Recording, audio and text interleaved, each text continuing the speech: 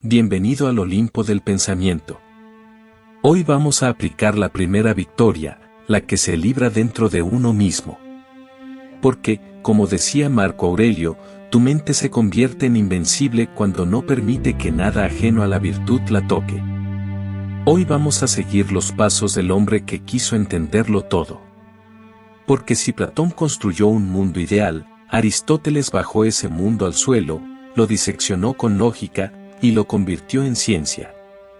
Fue filósofo, pero también biólogo, lógico, político, físico, poeta, un pensador total, un constructor de sistemas. Hoy vamos a conocer al genio que fundó las bases del pensamiento occidental, Aristóteles. Para entenderlo, viajemos al año 384 a.C., a una pequeña ciudad llamada Estagira, en el norte de Grecia. Allí nació Aristóteles, hijo de Nicómaco, médico del rey de Macedonia. Desde niño estuvo rodeado de conocimiento práctico, de anatomía, de observación del cuerpo humano. Esa influencia marcaría toda su vida. Mientras otros filosofaban desde las alturas, él observaba desde la tierra. No tenía miedo de ensuciarse las manos con datos, con detalles, con realidad. A los 17 años fue enviado a Atenas, el centro intelectual del mundo, donde entró a la Academia de Platón. Y allí pasó casi 20 años. 2 décadas escuchando, debatiendo, cuestionando a su maestro. Pero Aristóteles no era un discípulo pasivo. Admiraba profundamente a Platón, pero no compartía todo. Mientras Platón hablaba de ideas eternas y perfectas, Aristóteles quería saber cómo funcionaban las cosas aquí, en este mundo. Decía, el alma no puede separarse del cuerpo como la música de la lira. Esa es la clave de su pensamiento, realidad antes que abstracción. Experiencia antes que teoría. Tras la muerte de Platón, Aristóteles dejó Atenas. Viajó, investigó, observó la naturaleza. Durante esos años fue invitado por el rey Filipo de Macedonia para convertirse en el tutor de su hijo. Ese hijo era nada menos que Alejandro Magno. Imagínate ese dúo, uno enseñando cómo gobernarse a sí mismo, el otro aprendiendo cómo conquistar el mundo. Aunque Alejandro siguió otros caminos, Aristóteles sembró en él la semilla del pensamiento griego. Después regresó a Atenas y fundó su propia escuela, el Liceo.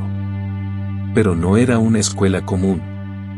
Allí, Aristóteles no solo enseñaba desde un púlpito. Caminaba con sus alumnos mientras discutía, en los jardines, en los patios, como quien conversa con el pensamiento. Por eso se les llamó los peripatéticos, los que caminan mientras filosofan.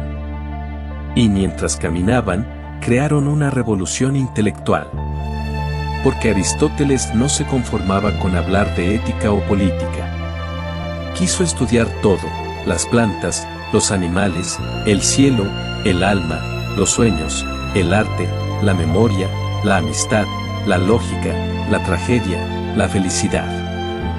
Y lo hizo con un método: observar, clasificar, comparar, deducir. Fue el primer gran sistematizador del conocimiento. Si hoy existen ramas del saber como la biología, la lógica formal, la retórica o la política, es gracias a Aristóteles. En biología, por ejemplo, estudió más de 500 especies y escribió sobre anatomía, reproducción, hábitats. En lógica, inventó el silogismo, esa estructura de razonamiento que usamos sin darnos cuenta.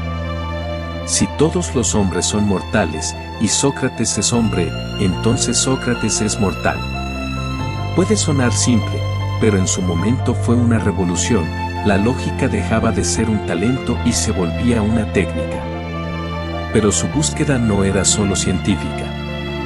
También era ética. Aristóteles se preguntaba, ¿cómo vivir bien?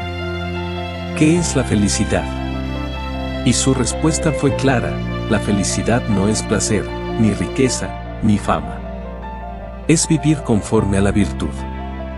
Es realizar plenamente aquello para lo que estamos hechos, razonar. Para él, ser feliz era desarrollar nuestras capacidades más elevadas, cultivar el carácter, encontrar el equilibrio entre extremos. Ni la cobardía ni la temeridad, sino el valor.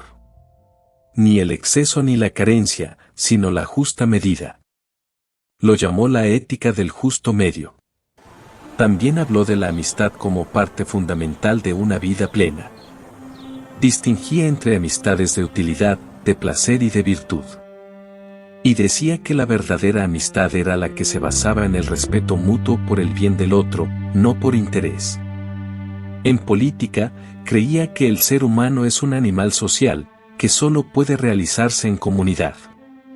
Estudió las constituciones de más de 150 ciudades griegas, buscando entender qué hacía que una ciudad prosperara y otra se hundiera. No buscaba utopías, sino modelos realistas. Decía, el mejor régimen es el que se adapta a las circunstancias y fomenta la virtud de sus ciudadanos. En arte, analizó la tragedia griega y propuso ideas que aún hoy usamos, el concepto de catarsis, el conflicto del héroe, la estructura narrativa. En todo lo que tocaba, Aristóteles buscaba patrones, causas, principios. Su filosofía no era una torre de marfil. Era una brújula para vivir, para entender el mundo y a uno mismo. Pero su vida también tuvo sombras. Su relación con Atenas fue ambigua. Aunque vivió allí muchos años, nunca fue completamente aceptado como uno de los suyos. Era un meteco, un extranjero. Y cuando murió Alejandro Magno, con quien lo ligaba una historia peligrosa, surgieron tensiones. Aristóteles fue acusado de impiedad, como Sócrates antes que él. Pero en vez de enfrentar el juicio, huyó. Dijo, no permitiré que los atenienses pequen dos veces contra la filosofía. Murió poco después, en el año 322 a.C., en Calcis, a los 62 años. Pero su legado es inmenso. Durante siglos, su pensamiento dominó el mundo académico, especialmente en la Edad Media, donde fue llamado el filósofo por excelencia. Sus obras fueron traducidas, comentadas, debatidas por musulmanes, judíos y cristianos. Y aunque más adelante la ciencia corrigió muchos de sus errores, su método, su impulso por entender, sigue siendo la columna vertebral del pensamiento racional. Aristóteles no buscó fundar una religión ni impresionar con misterios. Quiso comprender.